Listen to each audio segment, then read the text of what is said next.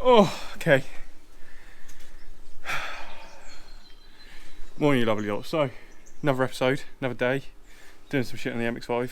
I've just been cleaning up some stuff at the moment, which I'm going to go over what I've been up to on the MX5 currently anyway. So,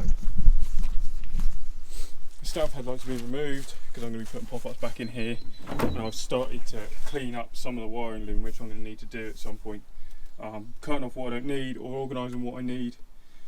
Engine bay needs a good degrease and clean, which I'm going to do that at some point, but for today is engine back in here. The engine mounts are done, so I can mount them up properly, get the steering rack bolted back in place now it's dropped, and get the clearance on the onto the sump. So I'm going to have to clearance some sump, but hopefully once the engine's in there with the sump on and it's clearance from the steering column, I won't need to make any more adjustments on that part, and hopefully start looking at doing the doing the exhaust intake, exhaust manifold. I've also got part of the intake manifold flange as well to see where that's going to sit. And yeah, I've got a load of stuff too. Tomorrow I'm going to pop to Silver Lakes, grab a BMW electric water pump as well, try and get that sorted and running.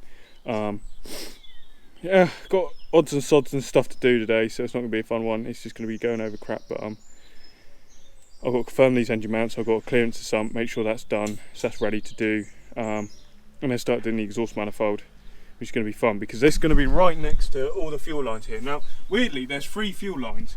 One of them is just the EVAP thing, which is that one there between the 2 hoses. So I'm thinking I might be able to remove that one well under there because it's not used at all, and then block it off with a bung or something. And then the other 2 I will have to cut down there and put the special AN fitting on. But we'll get to that at some point in a sec. So I'm going to get this bonnet off and crack on, and it might start spitting or raining in a sec. Oh, there you go. Sweet. So yes, engine's in. Engine mount's now mounted. Sump's on there as well with the steering rack bolted in place, and I can get my fingers between the steering rack and the sump. So that's fully clearanced all the way down now. Engine mounts are on, so it's fully on its own now. I've bolted on the first exhaust flange for the exhaust manifold, so I'm going to start trying to make some tacks and start bringing it out round, and then also get the front one on and get that round as well, just to start to see what space I've got, and then probably bolt on the intake manifold as well and see where that's going to sit compared to everything else, and see what space I've got to work with. And as you can see, it's very muddy.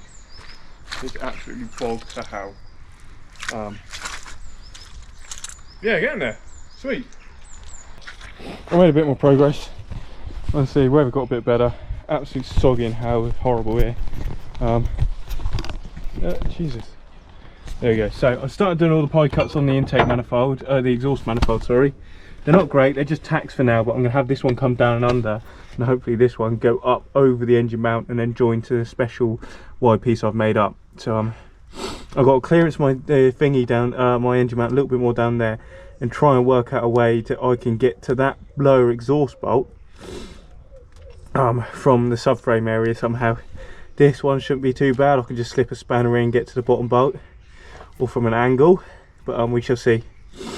Well, I'm just going to quickly bolt up the plate that I'm be slowly making. It's not the nicest, it's doing the job though, but I'm getting there. So I'm going to bolt that up and then see what we space-wise we get. Several days later.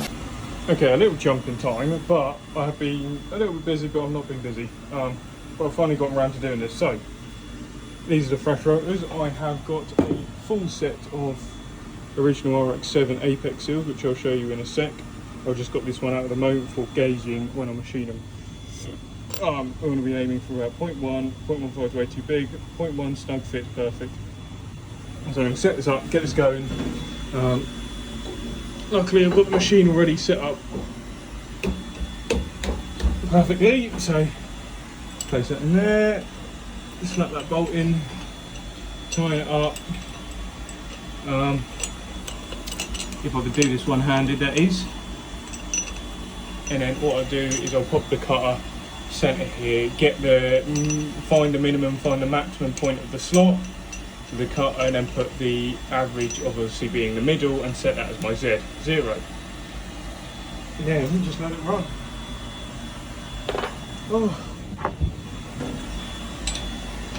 But finally getting this going. I might not be able to get, I've had some success with the balancing machine, but not loads. So it might be, I will get these done, these slotted. If I'm able to balance the rotors, I'll balance the rotors. If I can't, I'll leave it as that until I sort out a better option, or I just get my E-shafts completely balanced anyway, and then just tell them the weight of the rotors. If I can't do any of that, I'll put the RX7 apex seals in there, and I'll only rev it up to like 9.5, 10 grand, and side clearance them on the lathe or something. And then once I do a strip down, a rebuild and an inspection, then I'll get everything balanced when I can. There we go, so let's set it going. So what I did is I span it by hand, lifted it up to the point it just touched, then I zeroed it, or feel it, started getting some resistance, zeroed it, and then went all the way down, and then whatever that difference is after it, that's my Z point. So I'm going to leave this run, do the slots, got those 3 to do, and then obviously I've got the other 3 on this rotor to do. And then the apex seals are these. I managed to get a full set of these, which are FC, FD, Turbo, RX7 apex seals. Surprisingly cheap. I thought they were going to be off Duffy third party ones that probably would have worked but not long, or wouldn't have been able to take boost, but for NA would have been fine. But then these turned up, so I'm chuffed. I've actually got these full set of them. So I measured them all up, and they're all relative, about 1.926. Lowest I think was 1.925, up to the highest being 1.929 I think. But yeah, they're all perfect. I've inspected them under a microscope, and obviously they've got the cornice part there glued on. So I'm going to have to do a little bit of reading. I don't know if people leave that on or they snap that off, then they put them in individually, or they just put it in as one whole piece. I don't know. Because under a microscope it's not quite perfectly together, so we'll see about that. But as you can hear, that's barely cutting, which means perfect. So I'll leave that run, do that one, then do those 3, and then also get that one done. But I'm hoping with that and the slips, that one measured up perfectly, which if it does, sweet. I've finished off the apex seal slots. They are now nice and deep, with a very nice tight tolerance. All 3 of them on both rotors. Yeah. So now all I need to do is deburr them, clean them up, and then look at lightening, whether I lighten them or don't bother lightening them, I'm not sure, but yeah. So it's probably going to snap back to me being in the garage doing some stuff on the MX5 now, so back out of the garage again. Didn't do much videoing today because I just wanted to get the exhaust manifold done. And it's just literally lots of pipe cuts, lots of MIG welding, lots of checking, welding, cutting, welding, checking, just constant of that. So it's nothing fun, nothing exciting or anything like that. But I will start off with actually oil cooler. So I managed to pick up an RX8 oil cooler. So this, I'm going to use this just for now. I'll order some AN M18 by 1.5 to AN10 fittings to go here and here. I'll change the shroud and how it mounts up, but I'll use this oil cooler temporarily for the oil lines. I did pick up a starter motor. I'm not sure where the starter motor's gone to. I did have a starter motor somewhere, so that's sorted. But yes, all I will say is excuse the horrendous pigeon shit welds. It's done the job perfectly. They're nice and deep, good pen. The inside's not the inside's not horrible, so I'll just probably go over it with a sanding paddle wheel just to make it look a bit nicer. But I see why people start this and struggle like fuck, or struggle like hell on doing this swap. So obviously I've got the flange. I've had to tack it to this flange because obviously I made the wide piece down there. Lots of pie cuts, more pie cuts and some straights. But yeah, it's so tight to the steering column, so I might have to try and like shorten both these runners a little bit and put it in a tiny bit. But I don't know, something or other. But yeah, this is now rather hot at the moment still, but it's in place. What I do is pull this off. Again, you're gonna hate, if you're a professional welder, you're gonna hate these welds, but it's all I've got. I'm doing it myself, and at some point I will get a better manifold made for it. But yeah, there you go. So some point down here I'll put in the wideband bung, but for the EGT sensors that I'm going to be fitting, I would probably fit one EGT sensor at this sort of angle here, and then one probably about the same sort of angle around there. So the EGT sensor will be down there, which is well out of the way. But yeah, that's the exhaust manifold done.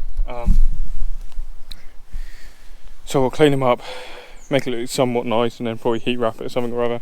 I'll make sure that when I turn the steering column all the way to the left, it's not going to hit it either. Otherwise I'm going to have to make some more modifications, but that's that done.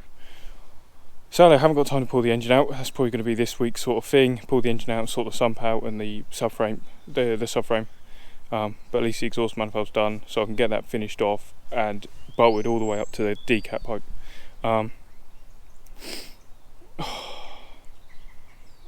Yeah, I'm absolutely knackered, so I'm probably going to finish off in a sec. Water pump wise, I've managed to sort out my issue with the water pump wise, so what I'm going to do is make up a little bolt plate that bolts here with two big 35mm or 35 or 32mm diameter hose barbs to go on each one, and I'm going to be running a BMW Pilberg CWA 200 water pump.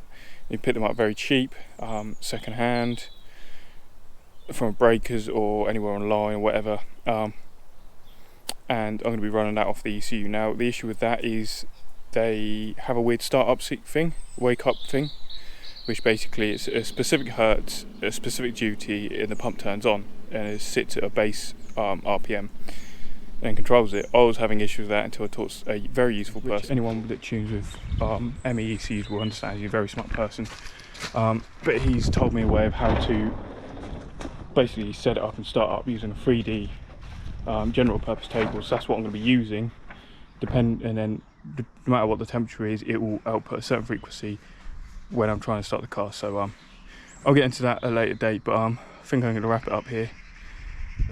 Until next time.